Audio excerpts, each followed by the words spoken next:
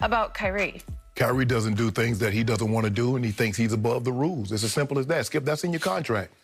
I don't know how, I'm assuming that NFL and, NBA and MLB contracts are written like the NFL. You got to talk. Yep. Especially, you have to be made available to the media if you're uninjured. And by the way, you were one of the all-time great interviews, like after practice, after games. You were always available, but you knew it was part and parcel of the entertainment business that you were in. It's a part of the job. Yes. Just like practice and meetings and playing.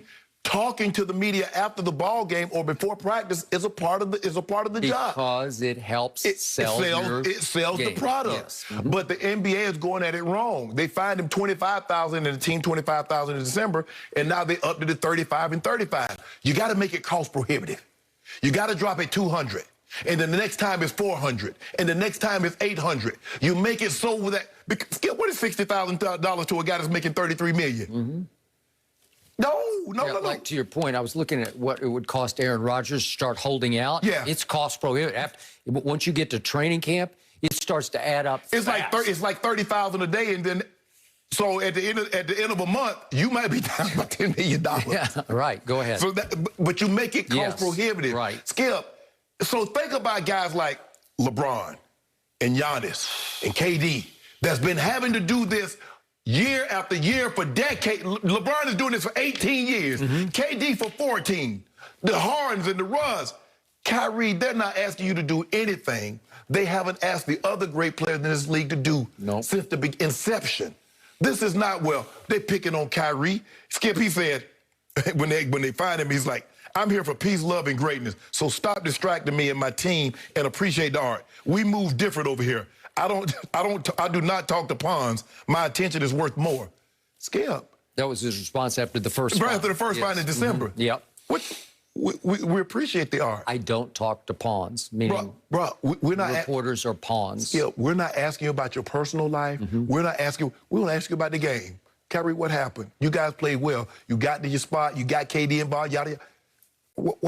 I don't get what he's getting at. I understand that. Like I said, Kyrie has gone through a transformation. What the George Floyd and the Kenosha, it impacted him. It touched him in a different way than it touched a lot of other people. Yep. And I commend him because he has a big heart. Give to the WNBA. He has a big brain, too. Yeah. Give to HBCUs. Yep. He's given to, paid the tuition for 9 students. So Kyrie, you can't do this, bruh. I get it, but just fulfill your obligations and then move on about your way. Yep.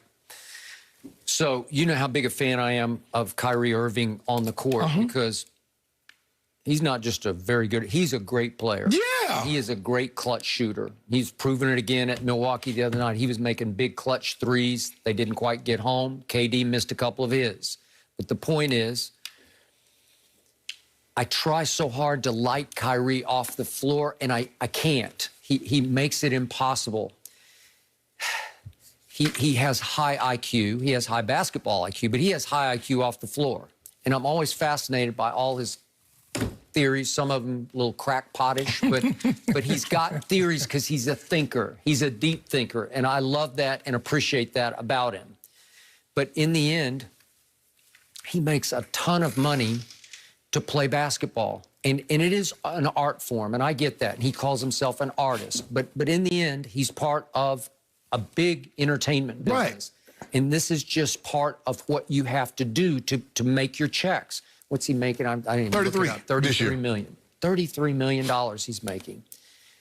And you're asked occasionally to go sit on these Zoom interviews. They're not even, I don't really think they're in the room anymore, Skip. They're on Zoom. You're on Zoom cam. And here's the painful irony of Kyrie's Zoom interviews or any interviews. They're great. He is enthralling. He is captivating. He can really talk. And yet, every once in a while, he says, this is beneath me. I'm better than this. You reporters, you're just pawns in the game of life. Do you remember Blazing Saddles? You don't know Blazing Saddles. I do. I remember Blazing Saddles. I'm just a pawn in the game of life. Okay. That was the guy that played the Detroit Lions. Alex Karras. Yeah. Cleavon Little. He was a really good football player. He was. Yeah. Cleavon Little was great. Okay. So the point is that Kyrie, to me is, I'll quote my friend Tom House, the throwing coach for Brady and Breeze and all the top quarterbacks. He once told me many years ago when he was the pitching coach to the Texas Rangers that so many of the players that he coaches are victims of what he calls suspended adolescence, meaning they've been spoiled and coddled for so long that they never got forced to grow up. Right. And unless you have some trauma in your life, some travesty in your life, if everything's roses for you to a certain level, and for Kyrie it's pretty much been a pretty nice ride, then you're not forced to suddenly grow up right before your very eyes. And right now, I think he's stuck in suspended adolescence. He doesn't get the big picture yet of just how blessed he's been and how it's important to the team for him to speak as a team leader. Because if you don't speak, especially about a controversy, as you always say, well, then everybody else has got to speak for you. If you're not there, remember, he didn't even inform his coach at that point, the rookie coach, Steve Nash, about his hiatus, his sabbatical that he was taking. What's going on? What's up? Nobody knows.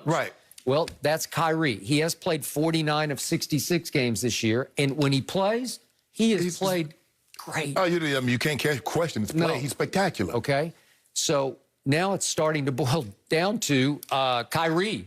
Are you worth it? Because we're about to find out, right? Yeah. Are you worth it? You with KD and James, a lot of people are going to expect you to win the East and maybe win it all. Right? Yes. Okay, you're going to have to, if you're going to shut up after games, then you're going to have to put up during games, right? Well, you can't, because I think that's where the NBA, the Commissioner Silver will step in and the fines will be increased. If you don't talk after a playoff game, it's going to be hundreds of thousands of dollars. That's when they're going to make it cost prohibitive. But I don't understand. Kyrie, you have a product. You have the Kyrie shoe. A part of that is, you know, true. Come on, bro. Like I said, Skip, they're not asking this man, you know, about his kids, about his family and all that other stuff. They just want to talk to you about the game. You say something, you got to understand. When you say something about, well, we don't need a coach, they're going to ask you about that. Don't get mad about people, about reporters doing their job, asking you about something that you said. They didn't ask you, what do you think about Steve Nash as a coach? You just volunteered that. So when they're asking you, you're trying to make something out of it. How do we make something to say out of it when you said we don't need a coach? We're going to coach ourselves. Sometimes I don't get these players. Like you said, Skip, they think short term, they think narrow sided. It's about me. But it's about league, expanding the league, giving access, and that. So I don't get his point in this situation here. LeBron has always gotten that. LeBron almost always, I think he always speaks. Yes. And when he speaks, it's not good, it's great. Because he always has something, like every post-game press session with LeBron is just, it's grist for the mill, man. We're always talking, he always gives you something after a game that is intriguing and interesting. You were around, you were covering the league when they played. Do you ever remember Michael not talking to the media? No, and Magic, Larry. Michael was the first one to say, I will not speak until I am cleaned up. He was fully dressed, going to have an earring in his everything. He was going to be suited and booted. Now, I mean, a lot of guys, most of the time, guys like, well, let's just go ahead and get this out of the way. They have the ice on their knees, Skip. They still be in their shorts and things like that. They just want to get it over. Mike says, nah, I'm the attraction. I know y'all want to talk to me, so I'm going to ice my knees. I'm going to get in the tub. I'm going to shower. I'm going to get dressed. And guess what? Y'all 300 guys and gals will be still sitting right here waiting on me to talk. We often had to wait at least an hour. Yes. He would be the last one in, and he would be the best one. Yes, but that comes along with the territory, Kyrie. You want to be a superstar? A part of being a superstar is talking to the media. Correct. it just is, Skip. Well, he might be able to continue to get away with it if he goes and carries them to a championship, but we're about to find out. No, but they're going to expect him to speak more. The better he plays, the more they're going to want to talk to him, and the commissioner is going to want to like Kyrie. Now, agreed. We're business partners now. Yeah, what I don't understand is he can use the media to his advantage, which, I mean, I've worked as a sideline reporter, I still do, and I just don't understand. He can do his job for them. It just being easy goes a long way. I would have loved to interview you, Shannon, in the locker room after your days. I feel like that would have been a great interview. Always something to say. He's found a good role in this position. I interview you every day. Every single day.